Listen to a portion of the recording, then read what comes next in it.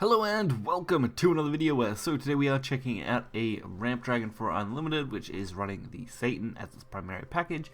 I thought, why not check this out? Interesting idea for the deck, and we haven't really covered one for rotation much lately, so let's get into it and really take a look. So of course we are running the pretty staple early game, pretty standard mid game. The nice additions of Alia and of course Dragon Empress do make a huge difference to this deck and really do help. Pure Voice Dragoon, something that a lot of people like to take in. Me personally, I can be a 50-50 on it, so you could probably replace it with something else along the way. Otherwise, a very standard late game package with the Poseidon Genesis and Prince of Cocytus, giving you of course the main aim for most of your lethal, and you aim to get that out as early as can. So we're going to get right into this and check it out. So our games today are going to be both against Rune, although there are a lot of Rune and Portal on a ladder right now, so it's not a huge surprise that most of my matches end up being either one or the other a lot of the time. And this isn't a bad start, but it's definitely an awkward one.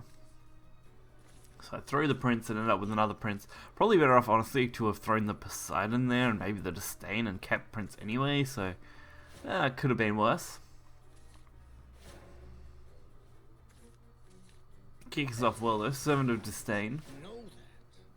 Just throwing it to the board, going up against Rune.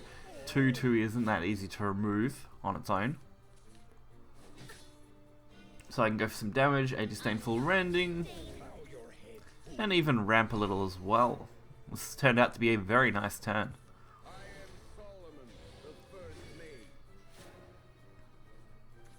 So we don't really have anything going on now though, so that's going to be a little tricky. I decided to play, of course, Anne Rose, since I can get the Evo advantage if she stays on board. If not, she does just become a really nice target for my opponent to have to deal with, so that was actually not really the worst case that could have happened.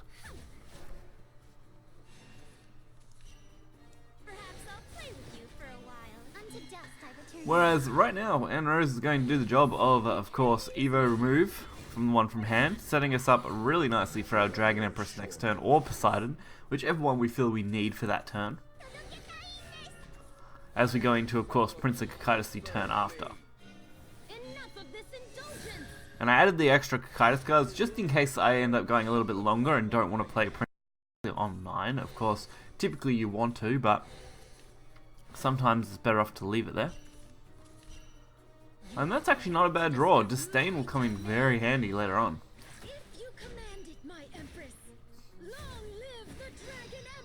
So we get to hold an Evo, we've got a fairly decent board, and we've ramped up enough that we're pretty well ahead of our opponent.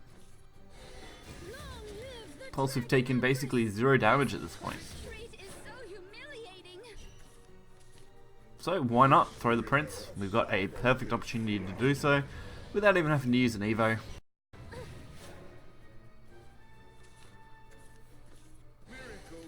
And they are forced to go for the Seal of Solomon with the Revel. Of course, this does set up all their kind of big plays, so we've got to be a little careful here on how we handle things. Although, top decking Azeroth's Reckoning is our first Prince of Darkness card, or Prince of Cocytus card, sorry, is pretty great. We can't go wrong with that at all. So, next up, as I mentioned, we do have another Rune player. I don't know if it's the same deck, but usually the 2 decks you see from Rune right now, in rotation at least, seem to be either Mecha Rune or Earth Rune. So one of those 2 variations usually. Earth Rune has a few more tricks up its sleeve as far as cards they can use, but Mecha Rune is very straightforward. So we do have Dragon Oracle. That was a good turn 2 play. Now we do need a good turn 4. All I've got is Genesis, which isn't bad. It is another ramp, so we are going to get well and truly ahead. Being up already 2 ramps is absolutely crazy good. And we get fairly good value out of this as well.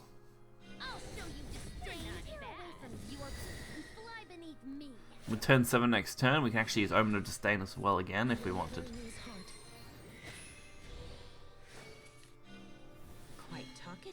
Well, I'm definitely not a fan of having to go up against this Tetra here.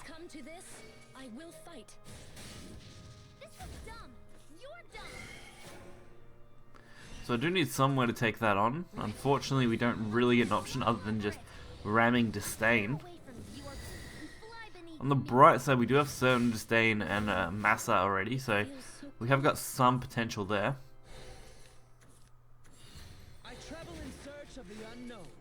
But do we have anything that could go on turn 8? And that's a pretty perfect draw, honestly. Dragon Empress Otohime going to pretty much clear up this turn 8 play for us. Still haven't had to use an Evo, haven't taken any damage, but we're definitely ahead on board and ramp. Prince is pretty much ready to go for next turn. And then the turn after, we've actually got, of course, the Raging Dragon and the Servant of Disdain, as well as whatever else we can get from our deck before, of course, Prince comes down.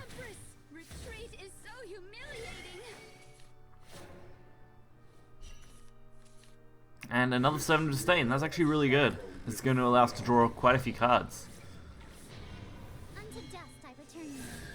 So of course Prince is your primary win condition. He's definitely what you're going to be aiming for 9 times out of 10. Getting him as early as possible is always a good thing.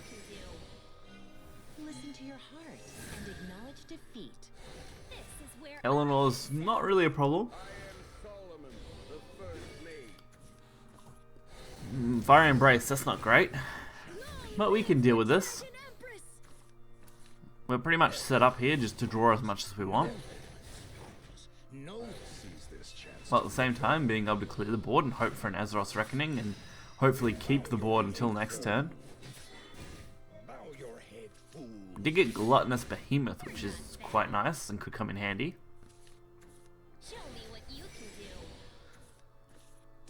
Doesn't quite look like we're going to be able to maintain this board though. If we could at least maintain it, Azeroth become a real lethal opportunity, but unfortunately that wasn't going to be the case, and we did end up top decking Azeroth. Of course, it's still the perfect play. We have Gluttonous Behemoth in hand already, so even if they can heal up to what, 8, 9, so they can heal, if they heal 9 they can get ahead, otherwise they're going to lose to the Gluttonous Behemoth no matter what here. Fiction wasn't enough for you. Which is great. I like those kind of plays, and they work wonders when you can pull them off. So this deck has been a lot of fun and does a pretty good job on the ladder. It does catch some people off guard when you can ramp and get Cocytus out quite early.